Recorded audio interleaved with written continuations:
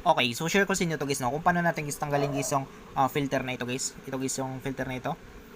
Yan. So napaka-importante kasi ito guys yung filter na ito guys. Kasi kapag walang ganito guys yung phone device natin or yung LCD guys ng phone device natin guys, ay pwedeng mapasukan agad guys ng alikabok guys yung camera guys ng phone device natin guys, no, or mapasukan guys yung LCD guys ng phone device natin guys. Ito kasi yung LCD niya guys, no. Yan. So kapag walang ganito guys, pwedeng mapasukan guys yung camera na ito tsaka yung LCD nito guys, no.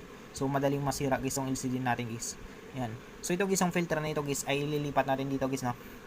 Yan sa bagong LCD na ito guys. So ito kasi guys ay damage guys na LCD guys, no. So ililipat natin ito guys. So para matanggal natin ito guys yung filter na ito guys dito guys sa lumang LCD niya. So kailangan lang natin guys gamitan dito guys ng electronic liquid natin guys, no. So gamitan natin para matanggal natin agad. So hindi kasi ito guys, no. Hindi siya basta-basta natanggal guys kasi madami siyang glue guys, no. So mga ilang seconds lang guys ay pwede na natin siyang bunutin guys, no. Gamit guys yung tweezer natin. So bunutin natin guys.